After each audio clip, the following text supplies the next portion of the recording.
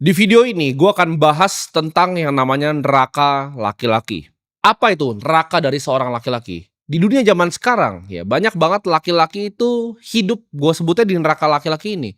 Di mana mereka nggak dihargai sama keluarga sendiri. Punya istri nggak dihargai sama istri. Punya pacar pun nggak dihargain sama pacarnya. Dianggap sebelah mata, ya dipandang sebelah mata, nggak dilihat sebagai manusia. Bahkan sama orang tua dari istrinya, laki-laki itu banyak yang diinjak-injak. Dan mereka tidak apa-apa untuk diinjak-injak. Ini yang gue sebut dengan neraka laki-laki. Diremehkan sama teman, nggak dianggap sama keluarga besar. Keluarga lu pun nggak dianggap sama keluarga besar. Ketika makan-makan misalnya tahun baru, ya keluarga lu itu yang disuruh cuci piring. Keluarga lu yang paling nggak dianggap karena mobilnya datang ke rumahnya paling jelek. Kenapa semua ini bisa terjadi? Simple, laki-lakinya itu nggak punya yang namanya kompetensi, ya nggak kompeten dalam semua yang dia kerjakan. Dan ini adalah neraka laki-laki yang gue bingungnya ya, banyak laki-laki nggak apa-apa gitu hidup sebagai pecundang seperti ini. Kalau kalian kilas balik ya di zaman Roma itu kalau kalian mikir peperangan, ada yang namanya siege warfare, di mana itu kalian harus masuk ke sebuah benteng.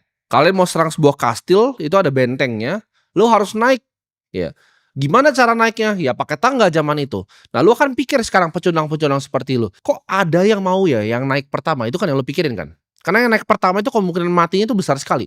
Nyatanya pasukan Roma itu rebutan justru untuk yang naik pertama. Kenapa? Karena kalau lu naik pertama dan lu berhasil untuk menaklukkan kastilnya, lu akan mendapatkan kebanggaan khusus. Disebutnya pada zaman itu Roman Triumph ya. Jadi lu akan dapat gitu loh. Lu dapat honor gitu, kebanggaan terhadap diri lu sendiri, dapat pride gitu. Laki-laki zaman sekarang nggak ada dia begitunya.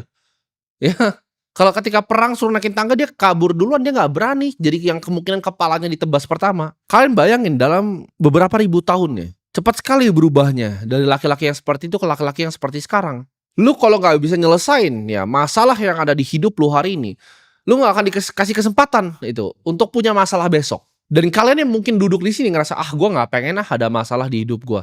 Itu laki-laki pecundang. Gue kasih tahu kalian di sini ya. Untuk sebagian besar dari laki-laki, hidup itu isinya hanya masalah ya. Masalah, peperangan itu setiap hari. Dan masalah itu nggak akan pernah henti ya. Itu ibarat setiap hari ada tantangan baru di hidup, ada masalah baru, ada kesulitan baru. Itu harus lu telan sebagai bagian dari hidup. Hidup ya selama 80 tahun nanti mungkin kalian hidup, kalau dikasih 80 tahun sama yang di atas, itu adalah peperangan tanpa henti. Setiap hari itu adalah peperangan. Untuk orang-orang seperti gua, setiap hari itu seperti gua datang untuk berperang. Ketika bahkan lu mungkin bingung apa maksudnya gua peperangan. Di saat titik sudah sangat cukup ya, berkecukupan seperti gua, hal terbaik yang gue bisa lakukan sekarang adalah bersiap untuk perang. Nah kalian mungkin bingung, karena mama gue juga bingung. Dia bingung, kalau lu udah punya semua duitnya, kalau lu nggak bisa santai-santai aja? Enggak.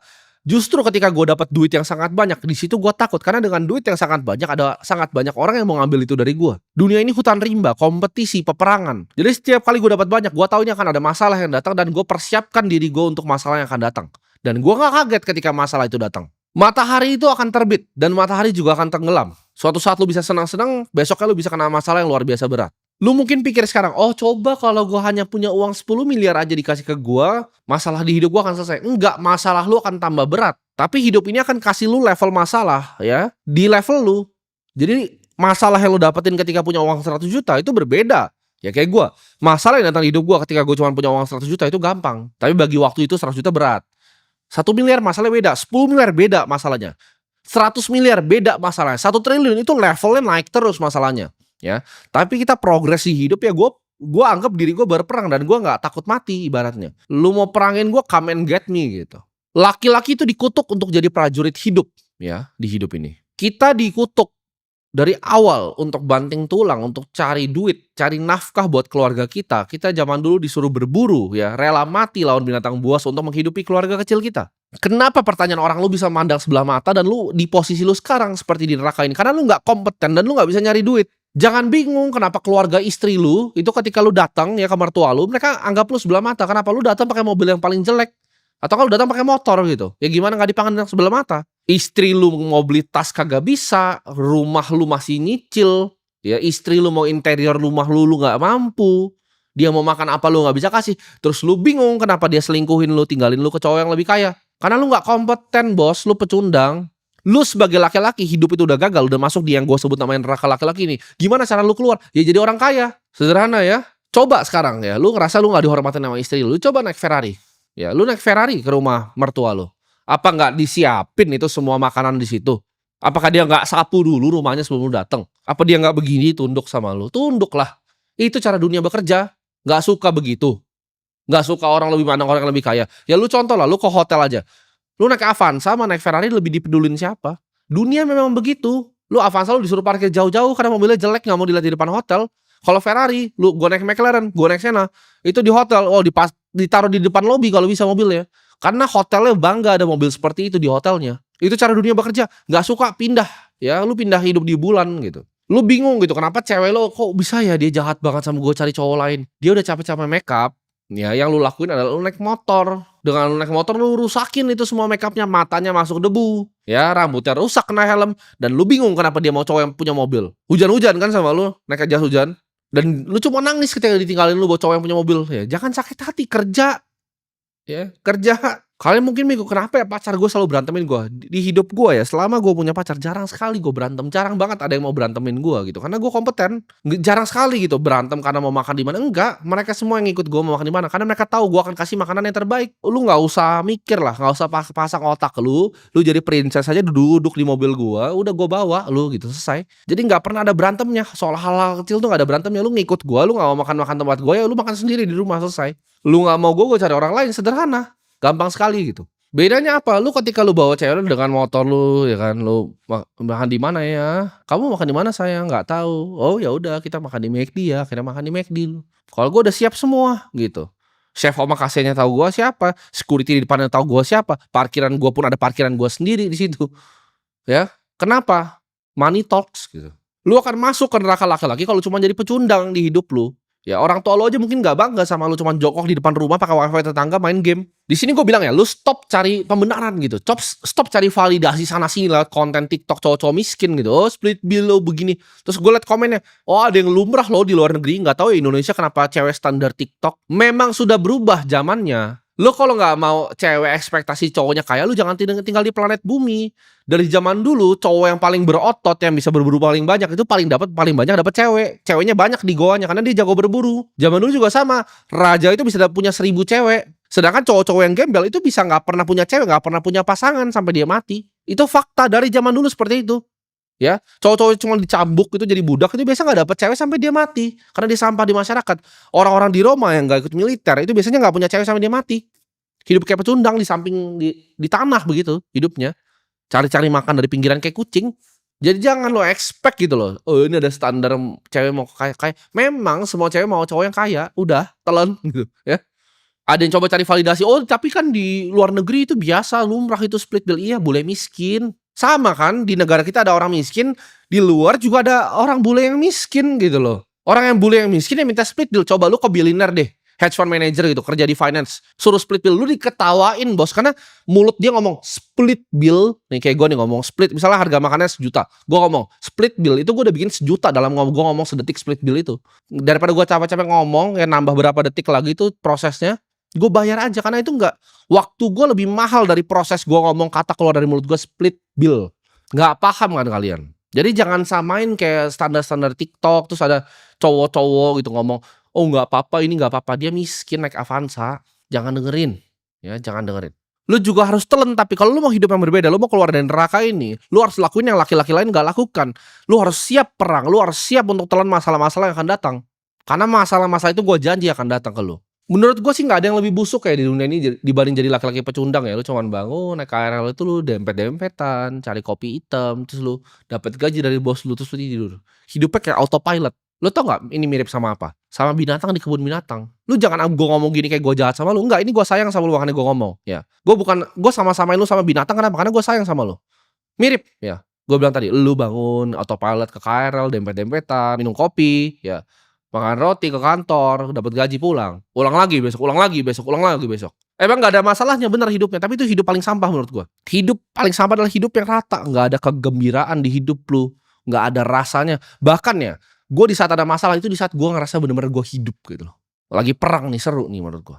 Kalau hidup lu rata flat aja itu bagus gak usah hidup gitu. Lu jangan jadi kayak singa di kebun binatang. Nah singa di kebun binatang kenapa? Gak usah berburu ya. Makanan ada jamnya dikasih secukupnya makanannya. Kerjanya cuma tidur. Insting berburunya hilang. Insting predator hilang. kill or be killed instingnya tuh hilang gitu loh. Yang dia harus kabur dari poachers yang bawa senjata tuh hilang, instingnya hilang gitu. Makanya singa-singa di kebun binatang itu lebih cepat mati dibanding singa-singa di alam. Karena instingnya dibunuh. Lu mungkin juga akan lebih cepat mati dibanding orang yang hidup gitu loh. Lu tuh nggak hidup, lu di neraka ini kayak di kebun binatang gitu loh. Dikandangin gitu, naik KRL, dempet-dempetan. Lu kayak singa yang nggak tahu kapan menghindar dari bahaya. Ini bahaya nggak sebenarnya? Makanya gimana cara carinya? Oh, dikasih gitu, dikasih. Suapin. Tapi secukupnya. Apa bedanya lu sama binatang di kebun binatang? Nggak ada bedanya.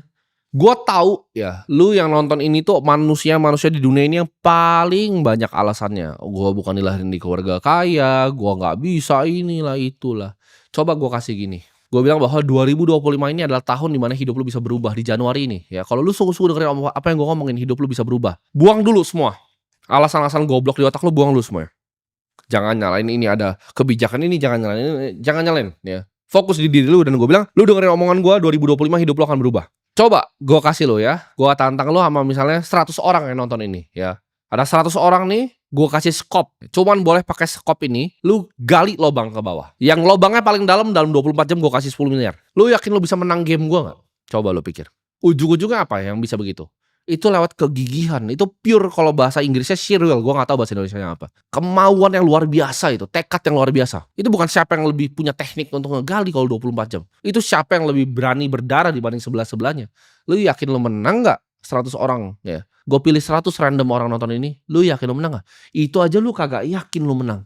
Gimana lu mau sukses di hidup ini? Itu bisnis, pekerjaan ya. Financial market itu jauh lebih susah dari gali lobang 24 jam itu. Lu gimana mau sukses? Nggak bisa jawabannya. Lu aja nggak pede dengan begitu. Kalau gue bilang sekarang, 2025 lu pas sukses, tapi kompetisinya ratusan ribu orang yang nonton ini. Sama persis kayak gali lobang itu. Lu mau do whatever it takes nggak untuk keluar dari neraka itu? Karena semua lu itu di neraka yang tadi, yang dipandang rendah oleh orang tua lu sendiri, oleh mertua lu, oleh istri lu. Nanti anak lu bahkan nggak bangga punya bapak kayak lu. Bayangin coba hidup kayak gitu. Apa lebih baik mati aja? Gue yakin pecundang-pecundang sini lu bawa pacar lu ya ke pinggir gang, itu dia ditodong gitu kan. Lu bahkan gak berani berantem, lu gak berani korbanin nyawa lu untuk pacar lu sendiri. Ya gimana dia gak tinggalin lu? Itu cowok-cowok zaman sekarang. Ada begal nih, bawa parang, lu gak berani mati demi pacar lu. Lu lari. Itu pecundang. Lu baru sakit dikit aja gak mau kerja. Ibarat nih besok nih gue mau suruh lari maraton, lu bilang batuk pilek. Gak bisa begitu ya.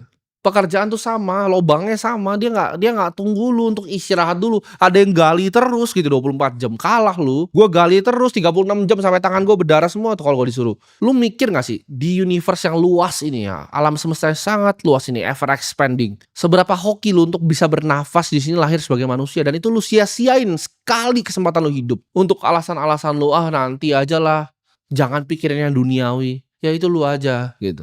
Tapi hidup mah di bawah santai aja, lu egois ya. Keluarga lu tuh makan masih susah, biayain dulu mereka, biayain orang sekitar lu ya. Berbagi ke sesama. Udah, ngapain kaya-kaya kayak lu?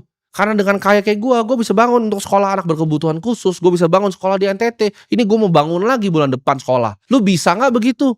Gue dalam hidup gue mau bangun ribuan sekolah. Karena gue percaya edukasi itu tuh bisa ngekemplang otak-otak bodoh kayak lu semua di sini. Kalau dengan edukasi yang benar, gue yakin negara ini berubah. Kalau gue dikasih kesempatan untuk berubah, gue rubah gitu loh. Kenapa gue masih bikin video kayak gini? Karena gue mau rubah pikiran lu. Jangan sampai itu mimpi buruk gue itu. Anaknya malu sama bapaknya sendiri. Pulang sekolah anaknya temennya mau main, dibilang jangan main di rumahku. Kenapa? Karena rumahnya jelek. Karena malu sama rumah yang dibeli sama bapaknya. Gue gak mau punya kehidupan seperti itu. Seberapa egois diri lu untuk anak lu. Gak bisa kasih yang terbaik untuk anak lu. Gak bisa kasih yang terbaik untuk istri lu. Gak bisa kasih yang terbaik untuk pacar lu. Gak bisa kasih yang terbaik untuk nyokap lu. Gak bisa umrohin orang tua lu. Lu egois kan kalau gak mau jadi kaya? Orang miskin tuh manusia paling egois. Makanya gue berharap banget ya robot-robot ini, humanoid robot dan AI ini akan berubah semuanya. Karena kalau gue dikasih kesempatan, bagusan gue eradikasi aja orang-orang kayak gini. Kayak di zaman Roma, dibuang aja gitu ke pinggir. Gak ada gunanya menurut gue untuk mereka bernafas. Ini gue kasih tahu lo ya, rahasianya sukses. Sukses itu kayak api. Lu di hutan belantara nih, kedinginan. Lu takut banyak binatang, lu harus nyalain api. Nyalain api sulit sekali nyalainnya. Mungkin lu yang bahkan gak pernah paham nyalain api itu sulit banget coba nyalain api gitu. Tapi ketika api itu udah ada baranya, dia udah nyala, kecil aja apinya, itu akan jadi besar gampang sekali, tinggal lempar-lemparin kayu. Apinya itu gampang sekali jadi besar. Kenapa gue kasar seperti ini? Kenapa gue kesannya pengen ngerendahin kalian? Karena gue cuma pengen pantik apinya itu untuk nyala. Ketika apinya itu nyala, gue yakin kalian semua yang nonton ini bisa sukses. Jadi gue ngomongin dari hati ke hati kalau kalian. Gue pengen pantik apinya buat nyala. Jadi jangan salah tangkap apa yang keluar dari mulut gue. Gue gak bermaksud jahat dan gue gak maksud jelekin kalian. Gue pengen pantik apinya untuk lu sadar lu hidup di neraka nih. Ayo kita keluar gitu. Fungsinya apa? Karena gue pengen kalian jadi penerus apa yang keluar dari mulut gue. Gue mungkin gak hidup selamanya, tapi kalian ini, video ini akan hidup selamanya. Ya, ini akan jadi legacy gue. Berapa ratus ribu orang yang nonton ini, yang setia nonton ini, hidupnya berubah semua dan jadi orang-orang hebat di negara ini. Dan bantu gue mungkin dalam misi gue untuk menyebarkan edukasi. Karena gue lebih baik ya punya 100 ribu followers yang sangat kaya dibanding punya 50 juta followers orang miskin. Kayak artis-artis gitu, gak ada gunanya, sampah gitu. 100 ribu deh follow gue. Tapi kalian semua punya uang gitu, kalian semua punya influence, kalian semua punya power di negara ini. Itu kita bisa do something gitu, kita bisa rubah sedikit gitu loh. Cuman itu yang gue pengen. Jadi kalau kalian tanya apa agenda gue, itu agenda gue. Gue pengen kalian semua sukses, karena gue pengen 100 ribu orang yang ngikutin gue tuh jadi pendekar, jadi prajurit. Gue mendingan 300 prajurit yang ngikutin gue dibanding sejuta orang sampah yang pecundang. Jadi gue gak mau ada pecundang sini. Lu gak senang dengan apa yang gue ngomong, lu blok channel gue. Gue gak butuh ada lu ya. Gue gak butuh duit dari sini. Gue gak pernah ada endorse dari sini. Gue bukan influencer. Gue udah pengusaha yang sangat sukses. Outlet gue 52 ya, klub paling besar di Asia, beach club paling besar di dunia. Gue gak butuh uang lu di sini. Jadi gue pengen kalian adalah telan. Gue pengen pantik api di kalian buat kalian bisa jadi sukses.